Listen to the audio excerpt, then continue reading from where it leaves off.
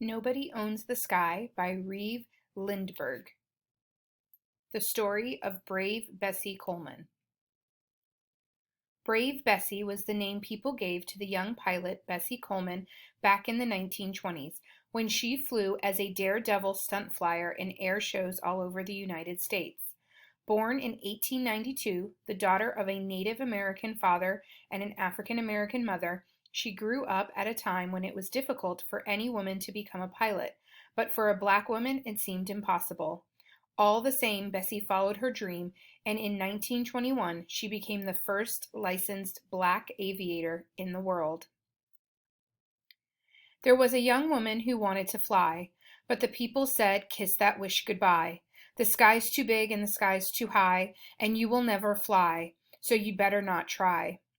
But this woman laughed and she just said, "Why? Nobody owns the sky."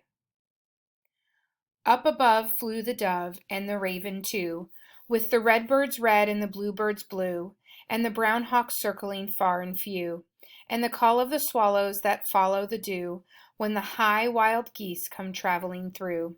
With the wind on their wings, flying free, flying true, she called to them all, and she said, "Hey you, I'm coming up there too."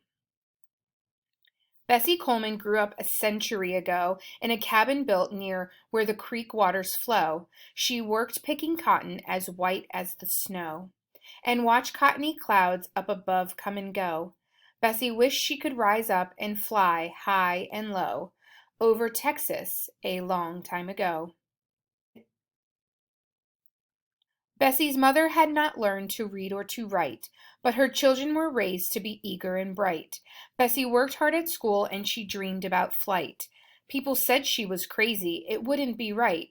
You're a girl, not a man, and you're not even white. But did she stop dreaming? Not quite. She went off to college and wanted to stay, but it cost so much money that she couldn't pay. She moved to Chicago and worked every day at the White Sox barber shop, earning her way. "White men can fly, why can't I?" she would say. But the flying schools turned her away. Bessie manicured nails while the barber cut hair, and she dreamed about flying but didn't know where. Then one day someone said, "Fly in France, they won't care that you're black and a woman." So Bessie went there.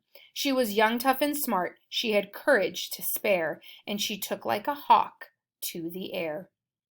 Bessie came home a pilot, so happy and proud. She could ride on the wind, glide and spin in a cloud. Parachute, loop-the-loop, Bessie drew a huge crowd. When she flew over airports or fields barely plowed, her courage and daring had everyone wowed. "Brave Bessie!" they shouted out loud. On the ground Bessie lectured to crowds big and small. People gathered in church or inside the town hall. "Come and fly, boys and girls, black or white, short or tall. Come and fly, everybody. Come answer my call. The air has no barrier, boundary, or wall. The blue sky has room for us all." Bessie's life was not long, but she flew far and wide. In Chicago she showed off a Richtofen glide.